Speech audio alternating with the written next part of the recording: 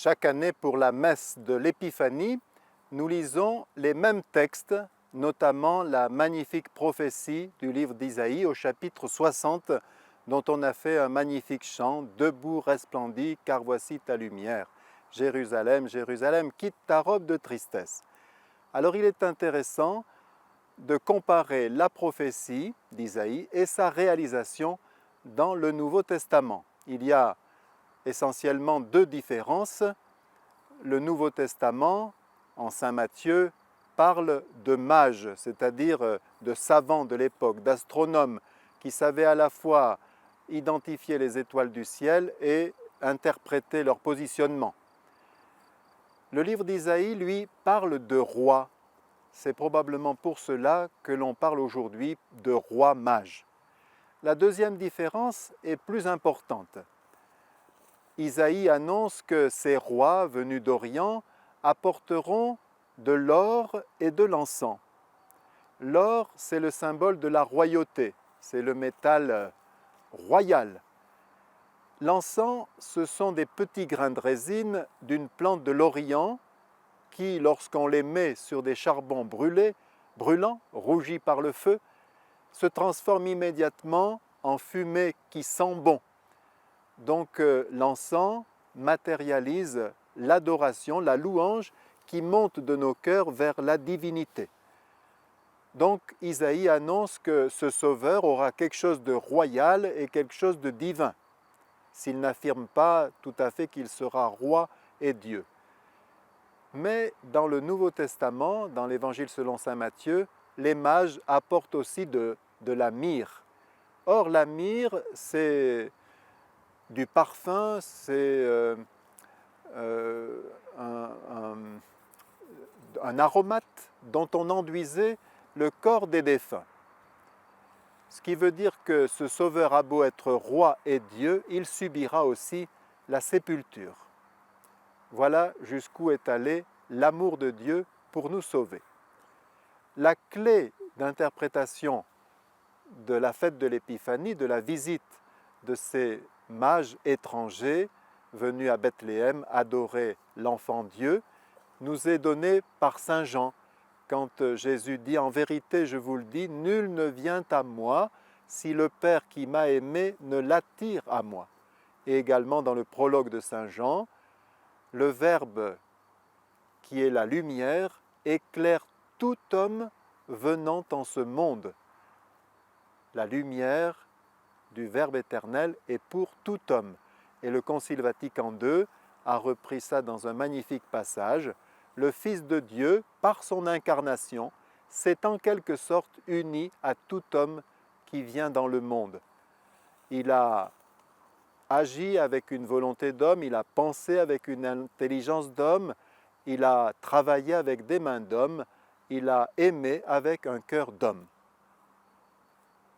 Deux conséquences. Premièrement, quand nous parlons de Jésus à un hindou, à un bouddhiste, à un musulman, à quelqu'un qui ne connaît rien à la religion, nous ne lui parlons pas de quelqu'un qui est totalement inconnu pour lui. Nous savons que Jésus est déjà mystérieusement dans son cœur. Au fond, nous ne lui parlons pas d'un extraterrestre, mais d'un terrestre extra pour lui. Deuxièmement, le fait de savoir que le Seigneur aimante toute personne venant en ce monde, eh bien, doit nous ouvrir à l'universel. Non pas pour dire que toutes les religions se valent, chacun son chemin pour rejoindre Dieu, mais pour dire que Dieu travaille chaque culture, chaque tradition. Petite histoire souriante à ce propos. Un jour, un petit garçon revient de l'école primaire, CM1, en pleurant. C'est vrai que c'est un garçon qui aime bien faire les choses. Alors son papa lui dit « Mais qu'est-ce qui t'arrive? Pourquoi tu pleures encore ?»« J'ai eu un 0 en géographie. » « Ah bon, pourquoi tu as eu 0 en géographie? Je ne savais pas dire où était la Bosnie. »« La Bosnie? Mais c'est pourtant pas compliqué. Fais-moi voir ta carte de France. » Et le père cherche et recherche sur la carte de France, rien. Cette carte n'est pas assez précise. Donne-moi la carte de la région. Et le père cherche dans la région, Bosnie, il ne trouve pas. Eh bien, donne-moi, fais-moi voir ton atlas, donne-moi la carte du département. Et le père cherche et recherche la Bosnie, pas de Bosnie dans le département. Et le père dit, je ne comprends pas, j'ai pourtant un collègue bosniaque et tous les jours il vient à vélo. Nous sourions, mais je vous propose cette petite expérience. Vous prenez une feuille de papier 21, 29, 7, vous la positionnez dans le sens paysage. Vous allez faire 6 rectangles, un à votre gauche, un au milieu et l'autre sur votre droite. Vous allez maintenant faire un rectangle trois rectangles en dessous, bien symétriques. Sur le premier, vous écrivez Amérique du Nord et en dessous, vous écrivez Amérique du Sud. Au centre, vous écrivez Europe et celui d'en dessous, vous écrivez Afrique. Et puis à côté, vous écrivez Asie et en dessous Océanie. Et maintenant, vous allez écrire tous les pays que vous connaissez dans les différents continents. Je suis gentil, je ne demande pas les capitales. Eh bien, vous allez sans doute faire comme moi, vous apercevoir que assez vite, il faut écrire comme Christophe Colomb, Terra ignota, territoire inconnu, alors que habitent des millions de nos frères et sœurs en humanité. Le christianisme, la foi chrétienne, n'est pas seulement pour les 2,5 milliards de baptisés, mais aussi pour les 4,5 milliards autres. Mais comment le sauront-ils si personne ne va leur dire, si personne ne les prépare à recevoir la grâce du baptême, si personne ne leur annonce l'Évangile? Voilà pourquoi il faut nous ouvrir à l'universel. C'est fait depuis longtemps, c'est fait depuis l'Épiphanie, la première, puisque ce sont des mages venus d'Orient qui sont venus adorer Jésus. Ça s'est poursuivi après, lorsque Jésus est allé guérir la fille de la femme syrophénicienne, c'est-à-dire une femme libanaise. Il était donc à ce moment-là en territoire païen. Il a d'abord éprouvé la foi de cette femme en lui disant « Il n'est pas bon de prendre le pain des enfants pour le donner aux petits chiens ». Mais elle ne s'est pas démontée en disant « Oui, mais les chiens mangent les miettes qui tombent de la table des petits-enfants ». Jésus a vu qu'elle avait une foi, il lui a perfectionné sa foi et il a pu lui guérir sa fille.